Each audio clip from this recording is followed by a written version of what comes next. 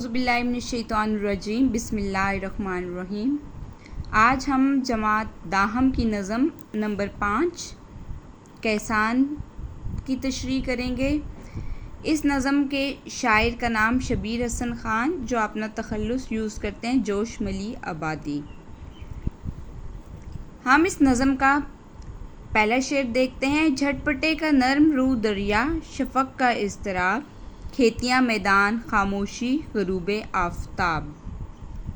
اس نظم کے مشکل الفاظ کے معنی: جھٹپٹے مراد صبح اور شام کا وقت جب سورج طلوع اور غروب ہوتا ہے۔ نرم رو آہستگی سے بہتا ہوا۔ شفق سورج غروب ہونے کے بعد شام کی سرخی۔ اضطراب بے چینی، غروب آفتاب سورج کا ڈوبنا۔ تو عزیز طالبہ و طالبات، جب آپ کسی نظم یا غزل کی تشریح کرتے ہیں تو اس سے پہلے اس کا حوالہ متن آپ نے لازمی لکھنا ہے۔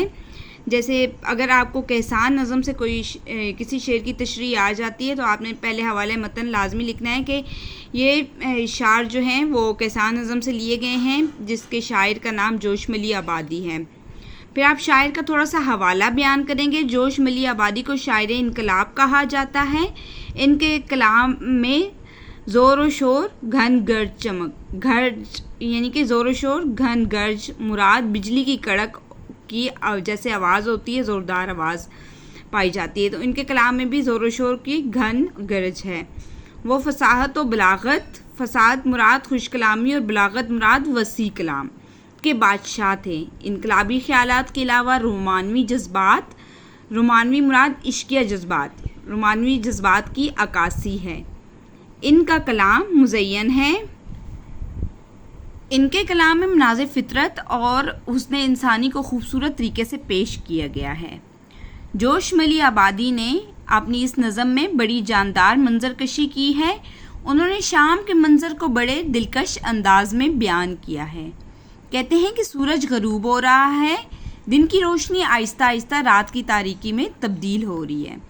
شفق کی سرخی، شفق کی سرخی مطلب جو شام کے بعد غروب آفتاب کے بعد جو رنگ ہوتا ہے، ایسی لگ رہی ہے جیسے کوئی نرم دریا آہستہ آہستہ بہہ رہا ہو۔ شام کے اس وقت میں سورج کی سرخی بےتابی دیکھنے کے قابل ہے۔ سارا دن سورج اپنی روشنی پھیلاتا رہا، اس کے غروب ہونے کے بعد کھیتیاں اور میدان خاموش ہو گئے، یعنی کہ شام کے بعد جب سورج غروب ہو جاتا ہے، غروب آفتاب کے بعد ہر طرف کھیتیاں اور میدان خاموش ہو جاتے ہیں، کیونکہ پرندے بھی اپنے گھروں کو چلے جاتے ہیں، انسان بھی اپنی پناہ گاہوں میں چلے جاتے ہیں۔ تو میدانوں کی خاموشیاں جو ہیں وہ ان کی رونقیں بھی جو ہیں وہ مان پڑ جاتی ہیں۔ ہر طرف اداسی کا سما ہو گیا ہے۔ یہ اس بات کی نشانی ہے کہ دن ڈھل چکا ہے اور شام ہو گئی ہے۔ لوگ اپنے اپنے کاموں سے فراغت پا کر اب گھر میں آرام کریں گے۔ تو اسے متعلقہ شعر دیکھتے ہیں۔ جیسے کہ میں نے آپ کو پہلے بھی بتایا ہے کہ آپ جس شعر کی تشریح کرتے ہیں اس کے ساتھ متعلقہ شعر آپ ضرور لکھا کریں۔ گیا دن تو ستاروں نے روشنی پائی، کسی کی موت کسی کی حیات ہوتی ہے۔ شعر نمبر 2۔ دشت کے کام و دہن کو دن کی تلخی سے فراغ، دور دریا کے کنارے دھندلے دھندلے سے چراغ۔ دشت ہوتے جنگل بے اباں، سیراج ہوتا ہے۔ تلخی تکلیف یا ناگواری ہوتی ہے۔ دھندلا مین گدلا یا تاریک یا ناصاف، یعنی کہ اندھیرا جو صاف طور پر واضح طور پر دکھائی نہ دے۔ دہن منہ، فارغ نجات یا فرصت۔ جوش، جیسا کہ آپ کو اوپر بھی جوش ملی آبادی کے بارے میں بتایا گیا ہے، جیسے تو اسی طرح سے آپ کو جب شعر کی تشریح کرنی ہے تو شاعر کا ذکر آپ نے ضرور کرنا ہے۔ اس شعر میں تشریح طلب شعر میں شاعر کسان کو خراج تحسین پیش کر رہے ہیں۔ شاعر کہتے ہیں کہ کسان دن بھر کی کھیتوں میں کام کرتے ہیں اور دن کی گرمی اور جھلسا دینے والی جو گرمی اور حرارت ہے کسان کے منہ کو جھلسا دیتی ہے، یعنی کہ دن کی جو گرم ہوا ہوتی ہے وہ کسان کے منہ کو جھلسا دیتی ہے، مراد جلا دیتی ہے۔ اس کا چہرہ سورج کی تمازت گرمی کی وجہ سے، تمازت کم سے مراد گرمی ہے، کی وجہ سے داغدار ہو جاتا ہے اور رنگت مان پڑ جاتی ہے۔ اس کی محنت و مشقت کے یہ آثار ہیں کہ انہیں دن بھر کی سختیاں جھیلنی پڑتی ہیں، لیکن جیسے ہی دن ختم ہو جاتا ہے اور شام کے وقت جب سورج ڈھلنے لگتا ہے تو کسان گھر کی جانب چل پڑتا ہے۔ اب سورج کی روشنی ماند پڑنے لگتی ہے، شفق کی سرخی ہر طرف پھیل جاتی ہے اور سورج کے چراغ بھی رفتہ رفتہ دھیمے پڑنے لگتے ہیں اور دریا کے کنارے بالکل ڈوب جاتے ہیں۔ تو اس وقت کسان جو محنت کا پیکر ہے تھکن سے نڈھال اب گھر کی طرف گامزن ہو جاتا ہے تاکہ دن بھر کی تھکاوٹ سے نجات پا سکے اور اگلے دن کام کے لیے پھر سے تازہ دم ہو سکے۔ دراصل شاعر شام کے وقت کی منظر نگاری کرتے ہوئے کہتا ہے کہ دن بھر کے کام کاج کے بعد اب کسان کے لیے فراغت کا وقت ہے تاکہ وہ تازہ دم ہو سکے۔ دن کے ڈھلنے سے ہی کسان کو فراغت حاصل ہوتی ہے تاکہ وہ اگلے دن کے لیے پھر سے توانا ہو کر تازہ دم ہو سکے۔ تو اسے متعلقہ شعر دیکھتے ہیں۔ دھوپ کے جھلسے ہوئے رخ پر مشقت کے نشان، کھیت سے پھیرے ہوئے منہ گھر کی جانب ہے رواں۔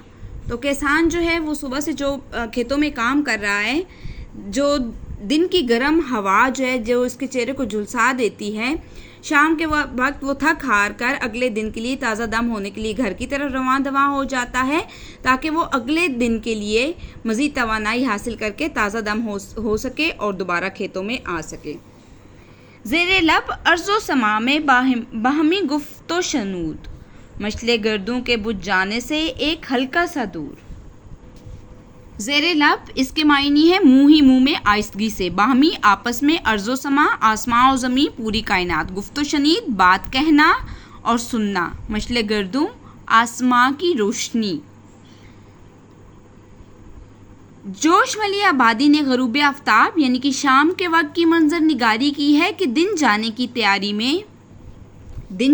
تیاری میں ہے اور رات کی آمد ہے۔ آفتاب مغرب کی جانب گامزن ہے۔ خاص کر شاعر نے دریا کے کنارے شام کا منظر بیان کیا ہے کہ سورج اس وقت ایسا معلوم ہوتا ہے کہ زمین میں چھپ رہا ہو، گویا آسمان اور زمین اس قدر قریب آ گئے ہیں کہ آپس میں بات چیت کرنے لگے ہیں۔ مراد یہ کہ سورج کے ڈھلتے ہوئے منظر سے ایسا محسوس ہوتا ہے کہ آسمان اور زمین میں قربت بڑھ گئی ہے۔ غروب آفتاب کے وقت جب سورج کے چراغ دھندلے پڑ جاتے ہیں تو یہ ایسا منظر پیش کرتے ہیں گویا چراغ کے بجھ جانے کے بعد دھندلے کا سما ہو، یعنی سورج کے غروب ہونے کے بعد سیاہی مائل دھندلا سا آسمان ہو جاتا ہے، گویا ہلکا ہلکا دھواں پھیلا ہو اور آسمان کا چراغ یعنی سورج بجھ گیا ہو۔ تو بقول شاعر کیا کہتے ہیں؟ پارا پارا ابر سرخی سرخیوں میں کچھ دھواں، بھولی بھٹکی سی زمین کھویا ہوا آسماں۔